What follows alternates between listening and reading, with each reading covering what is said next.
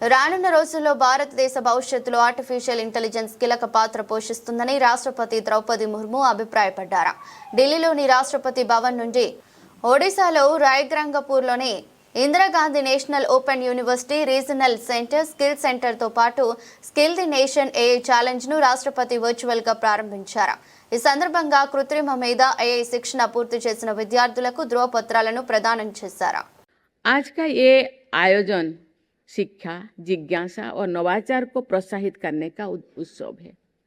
Artificial intelligence आज पूरे विश्व में अर्थव्यवस्था और समाज को नई दिशा दे रही है।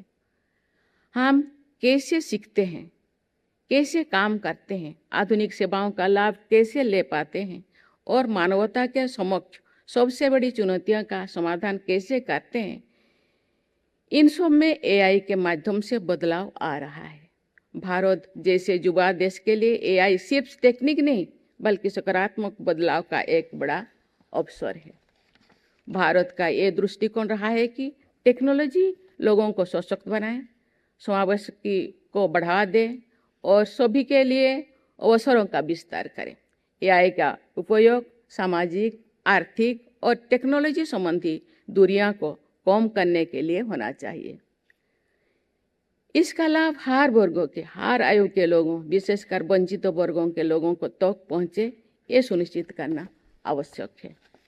विभिन्न क्षेत्रों में आर्टिफिशियल इंटेलिजेंस का महत्व और उपयोग तेजी से बढ़ रहा है।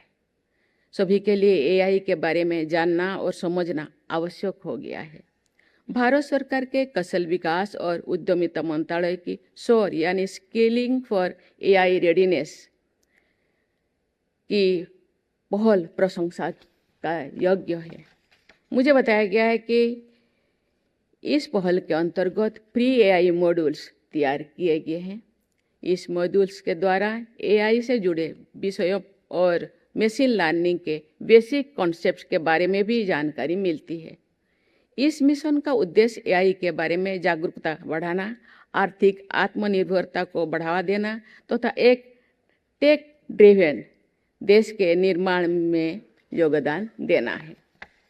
भारत सरकार स्कूलों में एआई के उपयोग को बढ़ावा दे रही तथा बच्चों को नवाचार और तकनीकी नेतृत्व के लिए तैयारी कर रहे हैं। एआई लैब्स और एआई मॉड्यूल्स के माध्यम से विद्यार्थियों में रचनात्मक सोच और फ्यूचर रेडी स्किल्स को बढ़ावा दिया जा रहा है।